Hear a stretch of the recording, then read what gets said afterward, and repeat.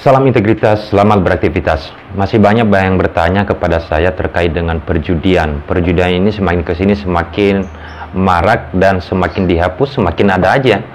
Jadi ini pertanyaan yang memang sering dan tidak asing lagi, apalagi di zaman teknologi ya.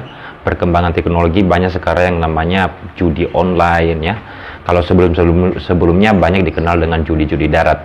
Nah, kenapa perjudian ini kemudian tidak bisa secara keseluruhan atau secara langsung semua situs-situs terkait dengan judi online itu dihapus oleh pemerintah? Saya perlu menjelaskan, dan memang sebenarnya saya pernah memberikan penjelasan pada konten-konten saya sebelumnya ya, teman-teman. Tapi saya sedikit menambahkan pada video ini bahwa umumnya kalau ngomong masalah perjudian pasti orang yang muncul di dalam pikirannya atau di sehari-hari dalam pembicaraannya adalah pasti larangan terkait dengan perjudian tersebut adalah 303 Kitab Undang-Undang Hukum Pidana. Nah, perlu tahu semua bahwa terkait dengan larangan atau untuk menjerat seseorang yang melakukan perjudian, ada 3 undang-undang yang mengatur sebagaimana diatur atau berlaku di wilayah Republik Indonesia. Yang pertama adalah sesuai dengan Kitab Undang-Undang Hukum Pidana. Jelas bahwa dalam Undang-Undang Hukum Pidana itu, Kitab Undang-Undang Hukum Pidana diatur dalam pasal 303 dan pasal 303 bis Kitab Undang-Undang Hukum Pidana.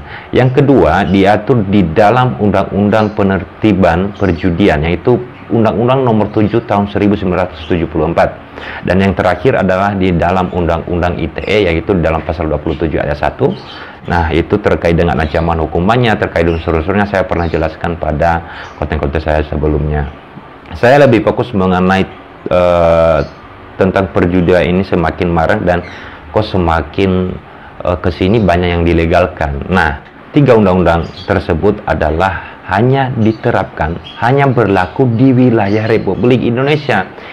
Jika perjudiannya adalah berada di luar dari wilayah Republik Indonesia, apakah bisa diberlakukan undang-undang yang sesuai dengan Kitab Undang-Undang Hukum Pidana, sesuai dengan Undang-Undang Penertiban Perjudian, dan sesuai dengan Undang-Undang ITE? Pastinya tidak, teman-teman.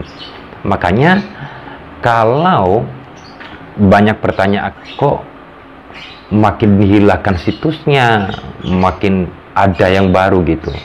Nah, memang ini hal yang perlu diperhatikan oleh pemerintah. Bagaimana membatasi situs tersebut tidak masuk ke Indonesia, tidak diketahui oleh masyarakat Indonesia, sehingga untuk mengakses situs-situs judi-judi online tersebut bisa mencegah masyarakat dari mengalami kerugian, dari masalah hukum gitu. Nah, contohnya di luar wilayah Indonesia, mendapatkan izin dari pihak yang berwenang menjadi sah atau legal perjudian tersebut, apa yang terjadi? Perjudian tersebut, baik perjudian darat, baik perjudian online, adalah menjadi sah atau legal, teman-teman. Jadi itu kurangnya penerapan hukum terkait dengan larangan perjudian yang ada di Indonesia.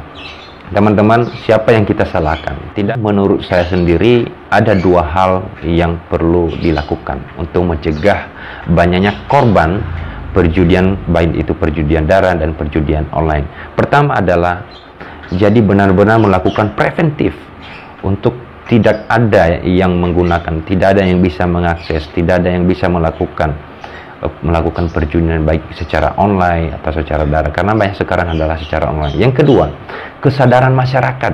Itu yang paling pertama, yang paling utama itu adalah kesadaran masyarakat dalam melakukan perjudian, karena sekarang perjudian itu dianggap kayak games gitu ya, kayak games, tapi muatannya dalam games itu adalah ternyata melakukan transaksi-transaksi, sehingga itu bisa disebutkan sebagai perjudian. Nah, itu teman-teman mungkin yang bisa saya tambahkan dengan beberapa pertanyaan-pertanyaan dari penonton atau subscriber.